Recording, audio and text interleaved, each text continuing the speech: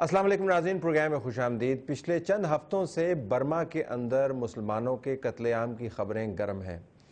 پاکستان کے میڈیا کے اوپر بھی بڑی لان تان کی جا رہی ہے، سوشل میڈیا کے ذریعے، ایس ایم ایس کے ذریعے، کہ آپ نے اس کے اوپر زبان کیوں نہیں کھولی۔ کچھ ویب سائٹس کے اوپر جو فگرز ہیں وہ خوفناک حد تک بڑے فگرز ہیں، 20,000 25,000 کے قریب میسیکر سٹوریز جو ایس ایم ایس کے ذریعے سرکولیٹ کر رہی ہیں۔ اس کے اندر کوئی ایسا ظلم نہیں ہے جو نہ ہوا ہو، ان سٹوریز کی حد تک اور ہر طرف پھیلائی جا رہی ہیں۔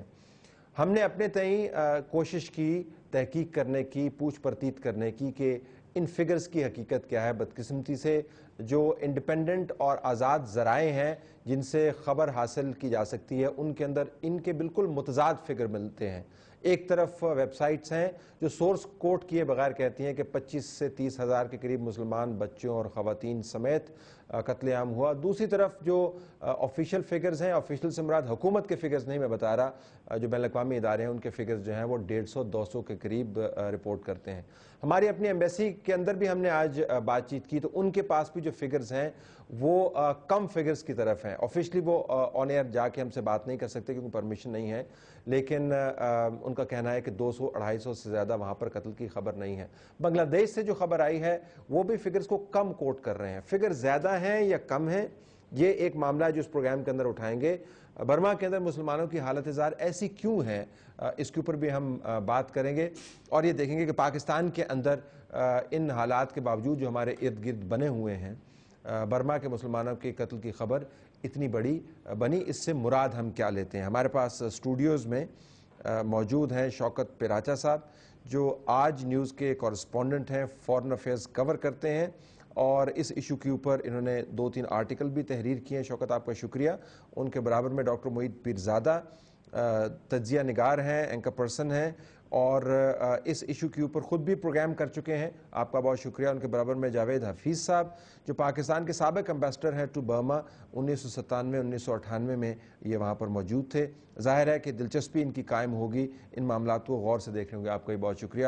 اور یہ مقبول جان صاحب تجزیہ نگار ہیں، آج ان کا کالم بھی چھپا ہوا ہے، ان سے ہم کوشش کر رہے ہیں رابطہ کرنے کی۔ جو ہی وہ ہمارے ساتھ لائن پر آئے تو خوش آمدید کہتے ہوئے پروگرام کے اندر ان کا بھی حصہ لیں گے۔ Let me ask you ambassador صاحب کہ ایک تو فگرز کی ڈیبیٹ میں جانے سے پہلے یہ جو کمیونٹی ہے، مسلمان کمیونٹی، یہ کیا ہے اور ان کے اوپر جبر کی داستان اتنی طویل کیوں ہے، بہت عرصے سے یہ زیر دست ہے؟ جی، مسلمانوں کا مسئلہ جو ہے برما میں یہ خاصا پرانا ہے اور برما میں جو اسلام ہے، برما کو اب میانمار کہا جاتا ہے، وہاں پہ اسلام جو ہے وہ عرب ٹریڈرز کے تھرو آیا ہے اور یہ جو روہنگاز ہیں جن کی ہم آج بات کر رہے ہیں، یہ رکھائن اسٹریٹ میں 18th سینچری اے ڈی میں 8th سینچری میں آئے، یعنی یہ آج سے کوئی 13 صدی پہلے وہاں پہ آئے عرب ٹریڈرز، وہاں پہ آباد ہوئے، ان کی یہ آل اولاد ہے اور یہ وہاں پہ سینچریز سے آباد ہیں۔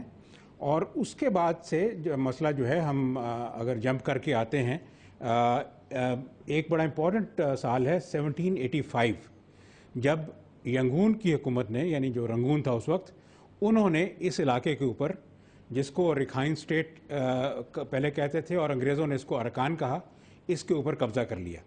اس وقت یہ ایک بڑی اوتھینٹک فگر ہے کہ اس وقت وہاں پہ، یعنی 1785 میں وہاں پہ مسلمانوں کی تعداد 35,000 تھی۔